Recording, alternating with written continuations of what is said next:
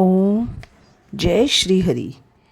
व्यास कहने लगा, हे ब्राह्मण, परमेश्वर ने करोड़ों जीव रचे हैं। इनके भिन्न भिन्न कर्म और अनेक सनातन मार्ग हैं, और इन सब का स्वभाव एक सा क्यों नहीं, यह जानने की मेरी बहुत इच्छा है। आप बताइए। यह सुन संघ मुनि कहने लगे, रजोगुणी, सदोगुणी, तमोगुणी 3 प्रकार के जीव होते हैं। इनमें रजोगुणी रजोगुण कर्म करते हैं। इनकी बुद्धि पाप पुण्य मिश्रित होती है। किसी कामना के निमित्त अन्य देवता के समर्पण होते हैं। अतः यह पाप और पुण्य दोनों करते हैं, जिनसे स्वर्ग और नरक दोनों को भोगकर संसार में बार बार जन्म लेते हैं। तमोगुणी तमोगुण के कर्म करते हैं। वे निष्ठुर निर्दय देवताओं का पूजन करते हैं और सबसे द्वेष रखते हैं, जिससे बहुत दुखी रहते हैं। राक्षसों से लेकर पिशाच तक सब तामसी गति को पाते हैं। सतोगुणी सतोगुण कर्म करते हैं। ये धर्मशील, दयावान, श्रद्धावान, पराई निंदा न करने वाले तथा कामना रहित होते हैं। इसमें ऊर्ध्वलोक को जाते हैं। संसार में कभी कभी इन गुणों में विषमता भी होती है। इसी कारण ऊंचे ऊंचे कर्म करने से सुख दुख अभाव पाते हैं और प्रकृति का कभी नाश नहीं होता। अपने अपने गुणों से कर्मों के फल भोगने पड़ते हैं। पूर्ण काम विष्णु भगवान में कोई विषमता नहीं। वे उत्पत्ति, पालन और संहार समान भाव से करते हैं। व्यास कहने लगा, हे मुने, पूर्ण भोग वाले मनुष्यों की मुक्ति कब होती है? सृष्टि काल या अंत काल अथवा स्थिति काल में? और इनके काल की मर्यादा कितनी है? तब शंख बोले, 4 सहस्त्र युग ब्रह्मा जी का एक दिन और इतनी ही एक रात्रि होती है, जो मिलाकर ब्रह्मा का एक दिन होता है।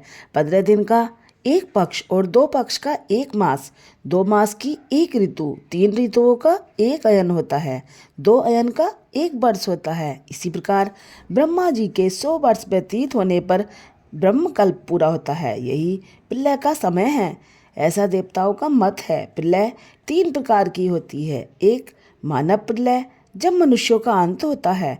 दूसरी दैनंदिन प्रलय, ब्रह्मा जी के दिन की समाप्ति के समय होती है। तीसरी ब्रह्मा प्रलय, जो ब्रह्मा जी के लय के समय होती है। 14 मनु के प्रलय होने पर एक दैनंदिन प्रलय होती है। इन प्रलयों की उतनी ही अवधि पर्यंत स्थिति रहती है। मनवंतर प्रलय में भूभुर्भुवः स्वः तीनों लोकों का लय होकर चेतन जीवों का ही नाश होता है, लोकों के स्वरूप का नहीं। केवल उन लोकों में पूर्णतः जल प्लावन हो जाता है। अंत में चेतन जीवों की पुनः उत्पत्ति। और हे व्याध, दैनंदिन प्रलय में ब्रह्मा जी के शयन करने पर चेतन अधिभूत जीवों सहित लोकों और लोकस्थ सबका नाश होता है। केवल सत्य लोक रह जाता है। कोई कोई तत्वाभिमानी देवता और मुनि ही तथा सत्यलोक के शयन करने वाले ही बचे रहते हैं। वे सब कल्पांत तक सोते रहते हैं। फिर रात्रि के समाप्त होने पर पूर्व सृष्टि के अनुसार ब्रह्मा जी सृष्टि की पुनः रचना करते हैं। ऋषि, देव, पितृलोक और वर्ण धर्मों सहित 4 वर्णों को अलग अलग रचते हैं।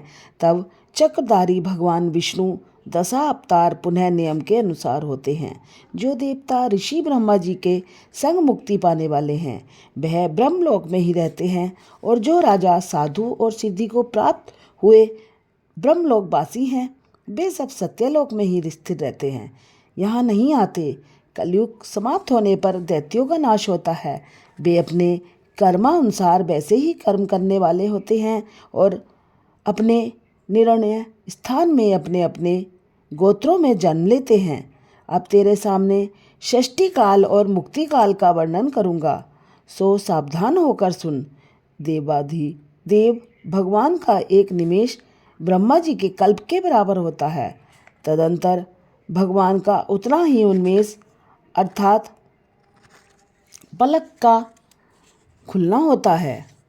निमेष के अंत में उन्हें अपने कुछ लोगों के शरीर की इच्छा होती है। जब ब्रह्मा से लेकर मनुष्य तक विष्णु की कुक्षिगत होकर भी ध्यानावस्थित रहते हैं। उनमें इसके प्रथम भाग में चतुर्व्यूह आत्मक विभू शाणगुण्य होकर व्यूह में स्थित वासुदेव से ब्रह्मा को सायुज्य मुक्ति देकर महाविभू तत्पश्चात महात्माओं को तत्व ज्ञान रूपी सायुष्य मुक्ति देते हैं।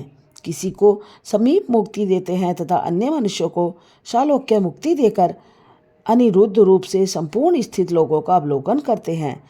प्रधुम से सृष्टि के रचने का विचार करके माया जया कृति और शांति आदि कर्म से युक्त महाविष्णु भगवान भिन्न कर्म और आश्रय वाले लोक की रचना करते हुए स्वयं पूर्व काल नेत्र खोलने के अंत में फिर भी भगवान विष्णु योग माया का आश्रय लेते हैं। व्यूहस्त्र चक्रंसण से चराचर नाश करते हैं। यह सब उस महात्मा का अवर्णनीय काम है। यह कार्य ब्रह्मादिक और योगियों द्वारा भी अकथनीय है। यह सुन व्याध ने पूछा, हे महाराज, भागवत धर्म कौन से हैं और किन धर्मों से विष्णु भगवान प्रसन्न होते हैं? व्याध के ऐसा कहने पर शंख बोले, जिनका चित्त सदा विष्णु भगवान के चरणों में वह हरि स्मरण में रहता है, जो लोग ममताहीन रहते हैं, सदाचारी परोपकार करते हैं, जिनको शास्त्र गुरु साधु और शुभ कर्म में विश्वास है, जो सदा विष्णु भगवान के भक्त हैं, वही भागवत धर्म है। सब देशों में घूमना, सब कर्मों को करना और धर्मों को सुनना, परंतु चित्त को विषयों में रखने वाले कुछ भी नहीं कर सकते। कामना रहित होकर श्रद्धा पूर्वक जो विष्णु संबंधी धर्म किए जाते हैं, वही भागवत धर्म है। इस लोक में और परलोक में सुख देने वाले क्षीर सागर में लक्ष्मी जी को भगवान ने वैसायुक्त धर्म बताए, जो विष्णु भगवान को प्रसन्न करते हैं।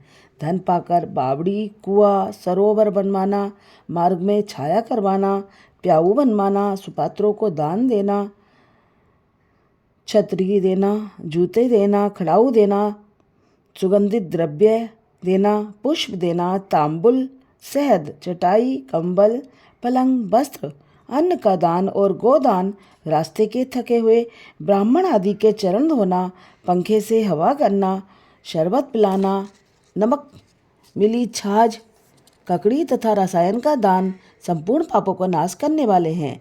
पितृेश्वरों को तर्पण करें, तेल उपटन छोड़ दे, कांसे के पात्र में भोजन ना करें।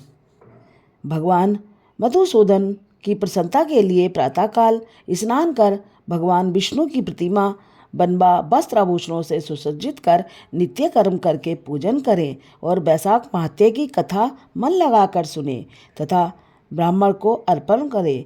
वैशाख की द्वादशी को दही और अन्नदान, जल का घड़ा, तांबुल, फल और दक्षिणा योग्य ब्राह्मण को दे। धर्मराज को प्रसन्न करने के लिए दही और अन्न, तांबुल, दक्षिणा दान दे। पहले दही अन्न से पितृेश्वर की तृप्ति को अक्षत दे, फिर गुरु और विष्णु को दे और यथाशक्ति गोदान कर वैकुंठ प्राप्ति के निमित्त भगवान विष्णु से प्रार्थना करें। ऐसा करने से सब पापों से छूट अपने 100 कुलों को उद्धार कर सूर्यमंडल को वेद विष्णु के परम धाम को जाता है। जब ऋतुदेव जी वैशाख मास के धर्मों की कथा कह रहे थे, इतने में ही वहाँ पंचसाखी वृक्ष पृथ्वी पर गिर पड़ा और उस वृक्ष की कोटर में से एक बड़ा भयंकर सर्प तत्काल पाप रूपी देह का त्याग कर हाथ जोड़कर सिर झुका वहाँ बैठ गया।